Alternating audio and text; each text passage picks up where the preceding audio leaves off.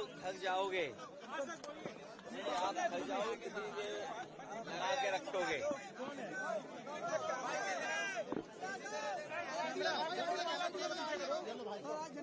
जनेश्वर मिश्र जी को हम समाजवादियों ने बहुत करीब से देखा है। जनेश्वर मिश्र जी ने पूरा जीवन समाजवादी आंदोलन को आगे बढ़ाने का काम किया। जनेश्वर मिश्र जी उस पीढ़ी के नेता हैं जिन्होंने आजादी के बाद किसान, गरीब, मजदूर, शोषित, वंचित और हर वर्ग के लोगों को कैसे उन्हें सम्मान का जीवन जीने को मिले, उन्हें कैसे आर्थिक रूप से और सामाजिक रूप से सम्मान दिलाने का काम करें। समाजवादी सिद्धांतों को गैर बराबरी के खिलाफ और जाति भेदभाव के खिलाफ उन्होंने न केवल समाज को एकजुट करने का काम किया, बल्कि उस सिद्धांत को आगे बढ़ाने का काम और हम नई पीढ़ी के लोगों तक देने का काम किया। उनका जीवन भर संघर्ष रहा और जब कभी भी वो सरकार में ऊंचाई पर पहुंचे, उन्होंने अपने जीवन का सादा जीवन और अपना व्यवहारिक जीवन जो सब लोगों को जोड़ के रखते थे, कभी नहीं दूर किया।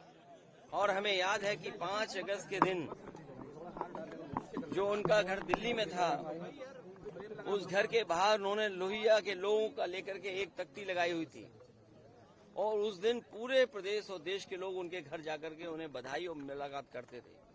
वो ऐसा संगम होता था जहां पर साहित्यकार, कवि, इंटेलेक्चुअल या समाज के हर वर्ग के लोग आकर के वहां मिलते थे। और समाजवादी नेता जनेश्वर मिश्र जी के उनके काम और उन्होंने जिस तरीके से हर वर्ग के लोगों को जोड़ के रखा, और उसी का परिणाम यह है कि आज भी समाजवादी आंदोलन जीवित है। इसको आगे बढ़ाना आज सबसे बड़ा, जब हम लोग जनेश्वर मिश्र जी को याद कर रहे हैं तो ये संकल्प लेकर के जा रहे हैं कि समाजवादी आंदोलन को और आगे बढ़ाने का काम करेंगे। सर, गोरखपुर जा रहे हैं आप, हरिशंकर तिवारी जी के जो चबूतरा बनाया था उसको प्रशासन। भारतीय जनता पार्टी का एक ही काम है, भारतीय जनता पार्टी का एक ही काम है, काम बिगाड़ना।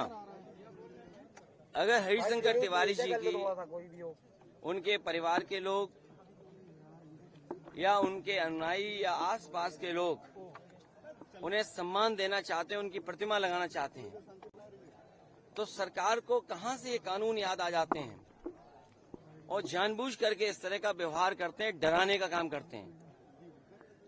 ये डरा करके, बुलडोजर दिखा करके या पुलिस को अपना कार्यकर्ता बना करके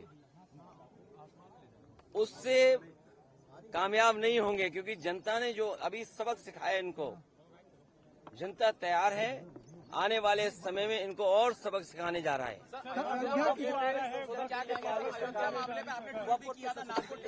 देखिए मेरे पत्रकार साथियों, सच्चाई आप भी जानते हो, भारतीय जनता पार्टी साजिश, चुनाव से पहले भारतीय जनता पार्टी षड्यंत्र करना चाहती है चुनाव से पहले, और उनका लक्ष्य पहले दिन से रहा है कि समाजवादियों को कैसे बदनाम किया जाए, और खास कर के मुसलमानों को लेकर के उनकी जो सोच है वो अनडेमोक्रेटिक है, अनकॉन्स्टिट्यूशनल है। ये सोचिए, एक मुख्यमंत्री योगी, तो इसका मतलब ये है कि अगर कोई योगी अगर वो लोकतंत्र पर भरोसा नहीं करता है और कॉन्स्टिट्यूशन पर भरोसा नहीं करता, वो योगी नहीं हो सकता है। मैं 3 घटनाओं का उदाहरण देना चाहता हूं आपके सामने।